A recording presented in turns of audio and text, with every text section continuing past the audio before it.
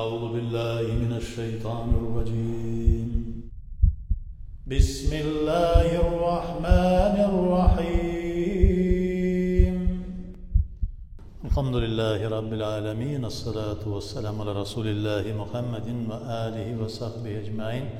السلام عليكم ورحمة الله وبركاته. خير günler, Allah subhanahu wa ta'ala hayırlı turmuşlar nasip etsin. İlk günlerimizde tanıştık, tenlerimizde selametlik, ailelerimize bereket, gönüllerimizde mağrifet, vallalarımızda tevfik, hidayet nasip etsin. Peygamberimiz Aleyhisselam şefaatine nasip olurga Allah subhanahu wa ta'ala'nın şu kudreti bilen erişirge nasip etsin. Şimdi Allah Teala Kur'an-ı Kerim'de وَتُوبُوا إِلَى اللّٰهِ جَمِيعًا يَا اَيُّهَا الْمُؤْمِنُونَ لَعَلَّكُمْ تُفْلِحُونَ diye. Tövbe kılığız bulgan günahlarınızdan barığızda. Kim buluğunuzga karamastan, nindi buluğunuzga karamastan tövbe kılığız. Ey iman getirgen bendeler. Belki şunun beraberinde Allah subhanahu teala sizce cennetini nasip ederdi. Tövbe Allah Teala şulay yok. Bakara suresinde de ayette İnnallâhu yuhibbut tâibin ve yuhibbul mutatahhirin. Allah Teala tövbe kılışlarını, teheretli kişilerini yarattı. Şista pak kişilerini. Her vakitte pak bulunuz, her vakitte tövbeli bulunuz. Paklık, şistalık, tışkı revişini bilgirdi. Yani ten pak bulu. Teheret ol paklıkka ten paklığına kile. Tövbe kungul paklığına doğru kile. Yani işin tışın pak bulsun diye. İşin tışın pak bulgan vakittağına, o vakitte sen kamil bir insan bulasın. Kemaletke, şu tügellikке erişir için Allah subhanahu teala şista pak bulunu talep ete bizden. Fetubu ilallahi tevbeten nasuhan. Şulay Kur'an-ı Kerim'de Allah Teala'ga kılgan tövbe kılgan vakitte bütün onu işlemim deyip tövbe kılığız deyin. Lakin Allah Teala bilişi o kişinin ve hulikal insanı zayıf dey. Adam balası zayıf, güçsüz yaratıldı. O özünün nefsisine de karşı tura olmaz derecede güçsüz. Yani nefsisi köpüşrakta onu jine diyenini eytir. Şuna göre tırışırız. Bütün onu işlemem deyip tövbe kılığız. Şunu tövbe kılığız da bütün onu işlemeske tırışırız dey. Tırışabız biz. Şuna mücadele kılabız. İctihat kılabız. Tırışabız. Bu sözler tırışı, ictihat, mücadele yani şuna bilen güreşi deyip atalar. Şuna tövbe degan düşünce yani köngülünü pakladın ise senin köngül pak buldu ise o vakitte senin algarışka devamı var. Turmuşunun devamı var. Ne için? Çünkü eğer de bir şilekke su tuturup koyduk ise ol ekranına tura ya ki bir küldevükte ya ki bir şuşunda bir nerseni bualap koyduk da bir yelep koyduk da o vakitte turdu da o yeşillene anda türlü yılanlar, türlü nesiller peyda bola ana egzerek ağızıp hemen şistartıp ya ki o şilekteki sunu boşaltıp yanadan tuturup dursak şilek bizim tenimiz gibi olsa onun suyu işki şol halati işki bizim mağnavi turmuşumuz, ruhaniyetimiz, nefsaniyetimiz şunun gibi her vakitte onu şistartıp durur gerek, paklap durur gerek. Ol küldevükni ya ki eyteginde bir yelep koyulgan şu bir kül şeklini, bir külni eğer de onun büyüsün jirip biraz ağızlık ise ol dağın yana şişmeden yana su bilen tolup ondağı bütün yeşillerin, bütün yılanların, bütün gerekmeyen nerselerin ağızıp jiberdi de dağın şista kül bulup durgan kibik. Şilekteki su, ya ki kuyudağı su. Kuyudan mesela gününe en kiminde bir 20 şilek su alınmasa avul kişileri bile o kuyu sası. Suyu temsizlene. Kuyudan en kiminde gününe bir 20 şilek su alır gerek. Bugün eyteleriydi avulda. Hazır da şulaydır. Hazır elbette tişipkine, borit itipkine yasılar kuyularında. Lakin şilek bilen olatırgan kuyular turunda söz var. Eğer de olursa temsizlene. Bozula suyu. Şu an göre Edem balasının da işteliği eğer de tevbe bilen her daim şistarınıp durmazsa bozula. Kirlene, pişirana.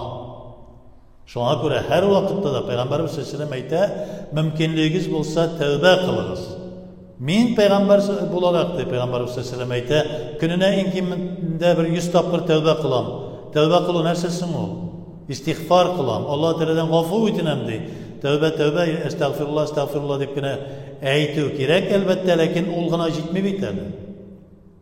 Birinciden tövbe kılganda kılgan bir günahına sen işin pişirge tiyiş. Pişağanga düşürge tiyişsin sen.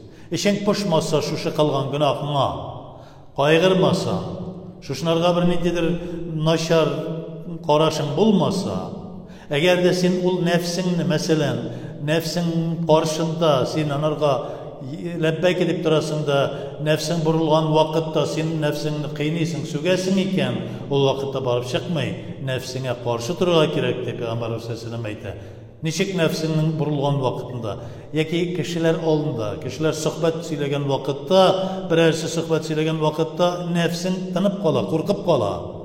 Tayak bilen yanağaş et nişik bir şatka puskan kebik, usal et nefis de şulay. Senen arka iman tayağı bilen şuşlay bir silkip korkutup koygaş, nefis korkup koya. Nindi tayağı, iman tayağı degende, ana birge oturuşup, sohbetler kılışabız, Kur'an okuyabız, zikir kılgan vakitte, köbrek de cemaat bilen bolgan vakitte. Bir özün bulmay. Bir özünden şeytan bilidi, Peygamberimiz sallallahu aleyhi ve sellem. Bir özün hatta, ana birsin kitirabit. Allah nindi derecedeki bir evliya bulup da, Musa aleyhisselam vaktinde birisi tağ iteğinde, bir ağaç dibinde, Kur'an ağaç dibinde otura.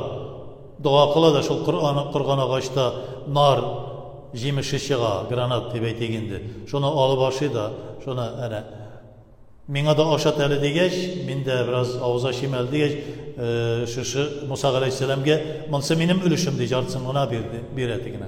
Yani şeytan onda da saranlık bilen kuturta. Bir yalgızın bulmuş, cemaat gerek. Tövbe kılganda da "Vetubu ilallahi cemiyen" diye cemaat bilen tövbe kılırız. Bütünüz birgeleşip bir mağına, ikincisi kim bulduğuna karamastan. Sen gadi kişi mi, sen bir türe mi, sen bir yukarı derecedeki galim mi, evliye mi, bütünüz de tövbe kılırga deyiş. Çünkü Peygamberimiz sallallahu aleyhi ve sellem tövbe kıldı. Günahsız kişi yok. Benim günahım yok diyen kişi tekebbür buldu, iblisinin askerinden buldu. İblis'e okşaş buldu. Onlarga okşaş buldu mu, ol eden balalarına tekebbürlük bilen jiri, tekebbürlük sıfatı Allah Teala'nın sıfatı, Allah Teala'nın 99 isiminin birisi el-mutekebbir. Tekebbür degen sözden. Eden balası tekebbür buldu mu, üzün Allah Teala derecesine götürdü de şirk kaldı. Bugünkü günde şirkle karşı kürgeşip yürüyüşü bir Müslümanlar var. Bunsı şirk, tegisi şirk, bunsı tegisi bid'at deyip, lakin üzeri tekebbür bir katı. Etiyenini hürmet etmez, olu kişiye merhametli bulmaz, yani ihtiram görsetmez. Hem de mümin Müslümanlarga tevazzuklu bulmaz, tübençilikli bulmaz. Tekebbür bulur da, şunun bilen nerse kıldı, şirkke karşı köp söylenip yürse de, özü şirk kılar. Çünkü Allah Teala'nın bir isimin üzerine aldı. El-Mütekebbir degen isimin tekebbirligi bilen üzerine koydu. Şuna göre kim buluğuna karamasdan tövbe kılırga tiyişsin. Tövbe kıldığında dağınanı işledin tügül bile durup. Eden balası zayıf, ulanır işlerge mümkün. Tegiye ki bu sebepler arkasında şadı almış.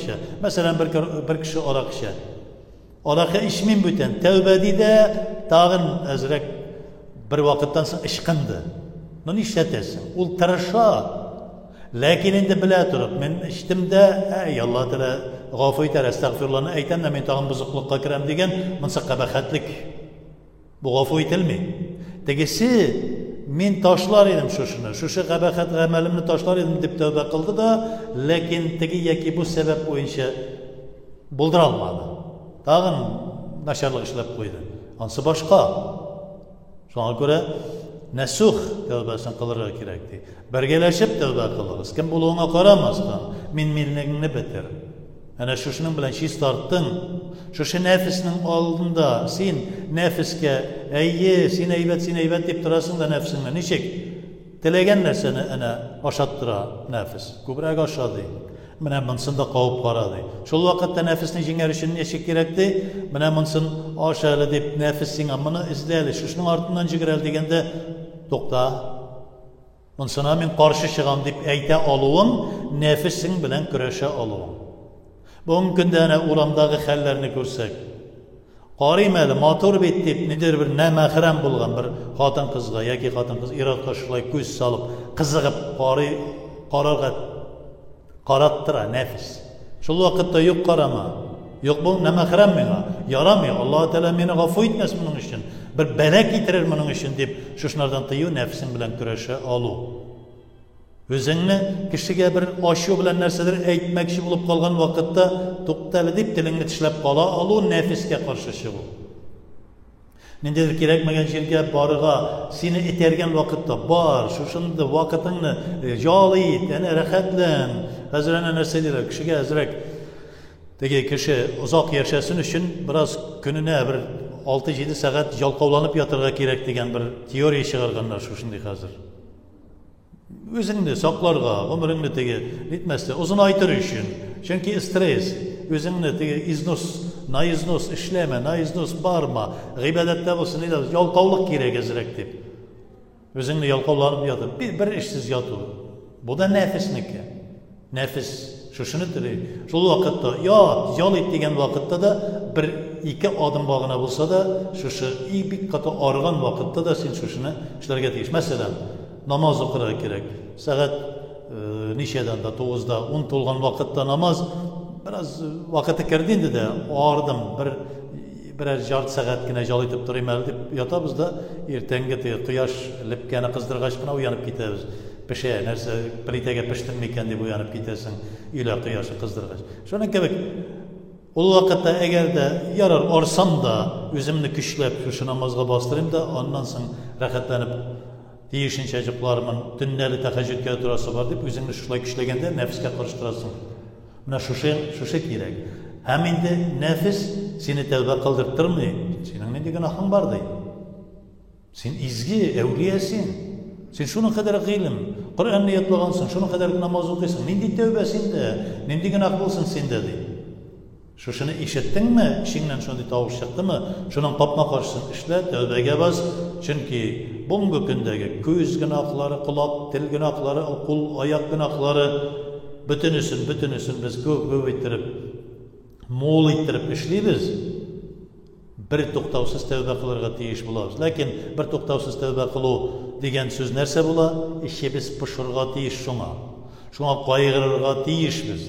Ник кенә эшләми икән, ник кенә эшләдем икән, я Раббым, син коткармасаң, нәфеснең коткысыннан, шайтанның коткысыннан син ярдәм бирмәсәң, мин котыла алмыйм. Астагфируллахил газим ва атубу илейке. Я Раббым, мин сиңа тәүбә кылам, гөнаһларымны гафу ит дип, Аллаһ Субханаһу ва Тәаләдән шулай сорыйбыз. Һәм инде, әлбәттә, шушның бәрабәрендә Аллаһ Субханаһу ва Тәалә безгә бер җиңү бирә, ярдәмен бирә. Аллаһ Тәалә әл-мустаган һәр вакытта да biz onlardan yardım sorasak, ul bizge yardım etüşü inşallah. Allahümme bendəşilik bilen, nadanlığımız bilen, bile durup yaki bilmişe, oynap yaki şınlap durup kılgan barlık günahlarımızdan da tövbe kılabız, günahlarımızdan gafu et. Allahümme rıza bol, sen bizden rıza bulup, özünün süyüklü kulların bulubuzdan nasip et. Rabbena atina fid dünya hasenete ve fil ahireti hasenete ve qina azabnar. Allah.